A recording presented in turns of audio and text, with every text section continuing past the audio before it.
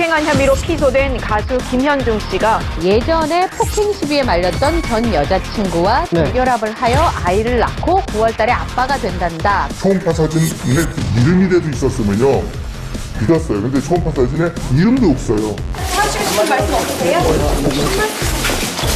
원하시는 대로 나올 것 같은 100%입니다. 100%입니다.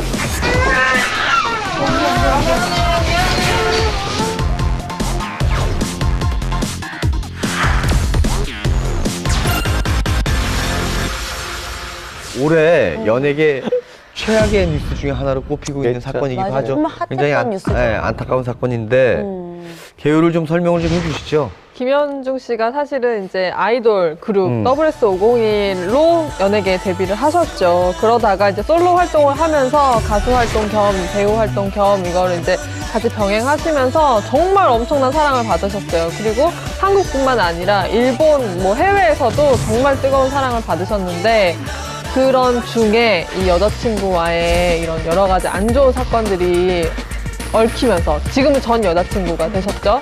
그분과 이제 얽히면서 약간 좀 얘기가 나오고 구설에 올랐던 그런 케이스였죠. 일단 시작은 2014년 8월 지난해 여름에 있었던 일인데 김현중의 전 여자친구죠. 여자친구 최 모 씨가 김현중을 폭행치상 혐의, 상해 혐의로 경찰에 고소를 했어요. 고소를 했는데 이 사람은 2012년부터 교제를 해서 뭐 2년간 김현중과 사귀었었고 근데 2014년 5월 말부터 7월까지 수차례 김현중으로부터 폭행을 당했고 갈비뼈가 골절되는 상해를 입었다고 주장을 한 거죠. 경찰 조사를 받았었죠. 김현중 씨가 공개적으로 출두도 했었고요.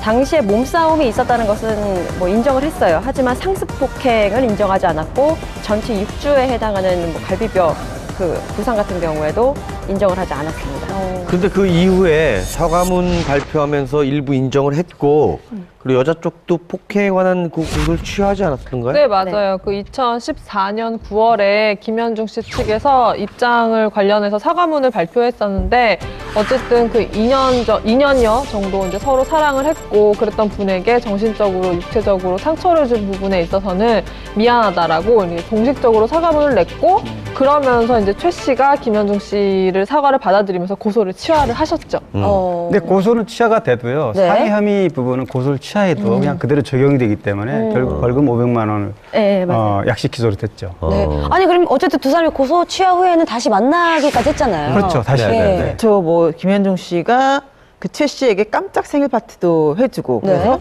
다시 재결합했다 뭐 이런 얘기들이 있었고 실제로 무슨 결혼하고 우리가 뭐 잘 살자 이런 문자를 또 보냈다고 해요.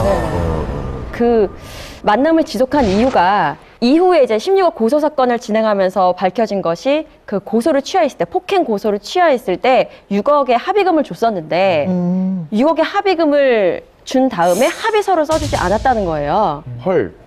그러면 합의금을 줘봐야 소용없는 거잖아요. 그렇죠. 합의금을 써주지 않았는데 그럼 계속 만남을 지속하고 제주도에서 12월 31일까지 함께 만남을 지속해주면 내가 그때 합의서를 써주겠다라고 얘기를 했다는 거죠. 이건 물론 김현중 씨 측의 이야기예요.